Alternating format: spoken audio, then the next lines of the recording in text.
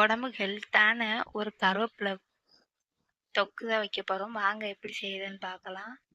இந்த தொக்கு வந்து முடி கொட்டுறதை இப்படி வச்சு கொடுத்தீங்கன்னா முடி கொட்டுற பிரச்சனை தீர்ந்துடும். இது வந்து உடம்பு ஹெல்த்தியாகவும் இருக்கும். கருவேப்பிலை சாப்பிட மாட்டாங்க, அந்த மாதிரி ட்ரை பண்ணுங்கள். அதுக்கு தேவையான பொருட்கள் 3 தக்காளி எடுத்திருக்கேன்.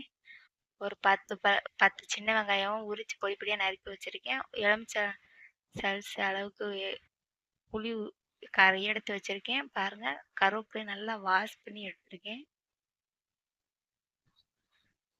தண்ணி வடியட்டும். நல்லா வடிய விட்டு தான் உள்ளே சேர்க்க போகிறோம். அப்போ தான் நைஸாக அரைக்க முடியும். ஒரு 5-6 பல் பூண்டு இடித்து வச்சுருக்கேன். வெந்தயத்தையும் கடுகு வறுத்து வச்சுருக்கேன்.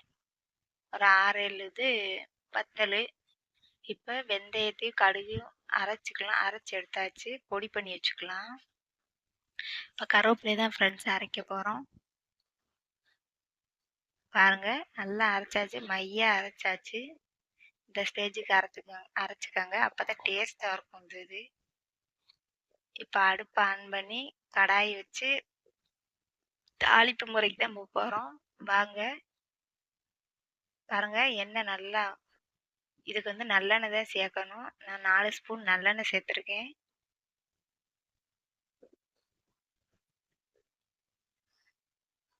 நாலு ஸ்பூன் நல்லெண்ணெய் நல்லா காயட்டும்.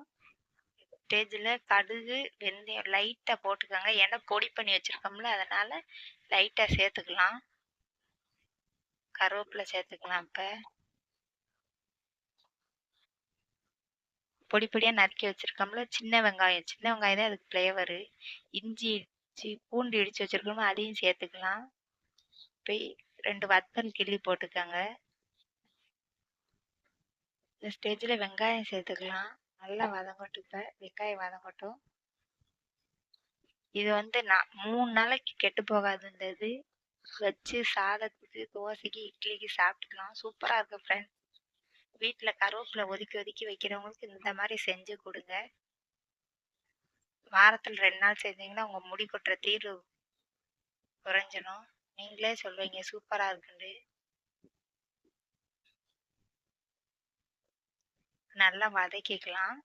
சின்ன வெங்காயம் வந்து நல்லா வதங்கினா தான் ஃப்ளேவரு. இப்போ 3 தக்காளி நறுக்கி வச்சுருந்தோம்னா அதையும் சேர்த்துக்கலாம்.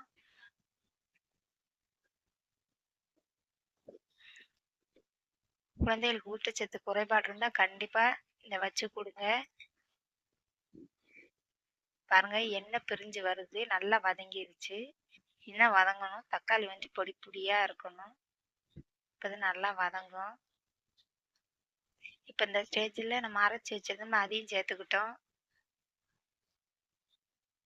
பச்சை கலரில் இருக்குது பார்த்தீங்களா?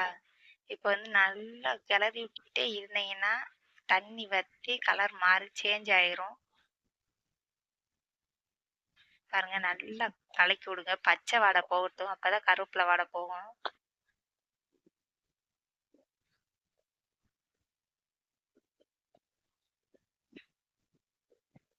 பாருங்க ஃப்ரெண்ட்ஸ், சூப்பராக இருந்தால் வத்திருச்சு.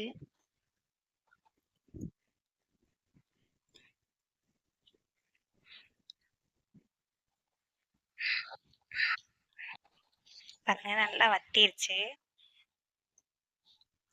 இன்னும் அந்த தண்ணியே இல்லாமல் வற்றணும். அப்போ தான் புளிக்கரைசல் ஊற்ற கரெக்டாக இருக்கும். பாருங்க, இந்த ஸ்டேஜுக்கு வத்திருச்சு. பாருங்க, எண்ணெய் பிரிஞ்சு வர அளவுக்கு.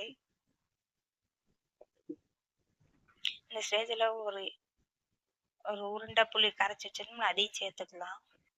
சேர்த்து நல்லா கொதிக்க வச்சிருங்க. அப்போ அந்த பச்சை வடை கருவேப்பிலை அந்த பச்சை வாசனை போயிடும். இப்போ இந்த பொடியும் சேர்த்துக்கலாம். அதுக்கு மசாலா பொடி தான் சேர்க்க போகிறோம். 1 ஸ்பூன் வத்தப்பொடி, 2 ஸ்பூன் வீட்டில் அரைச்ச பொடி. ஏன்னா நம்ம புளி கூட்டு மாதிரி தானே வைக்க போகிறோம், அதனால் கம்மியாக தான் ஒவ்வொரு ஸ்பூன் சேர்த்துக்கோங்க, கரெக்டாக இருக்கும். இப்போ 2 ஸ்பூன் உப்பு போட்டுருங்க. நல்லா கொதிக்கட்டும் ஃப்ரெண்ட்ஸ். நல்லா கொதி வந்துச்சுன்னா கலர் சேஞ்ச் ஆயிரும். இந்த ஸ்டேஜில் அரைச்சி வச்சோம்ல வெந்தயம் கடுகும் அதையும் சேர்த்துக்கலாம். பாருங்கள், நல்லா கொதிச்சிருச்சு. எங்கள் சேனல் பிடிச்சிருந்தா லைக் பண்ணுங்கள், சப்ஸ்கிரைப் பண்ணுங்கள், ஷேர் பண்ணுங்கள் ஃப்ரெண்ட்ஸ்.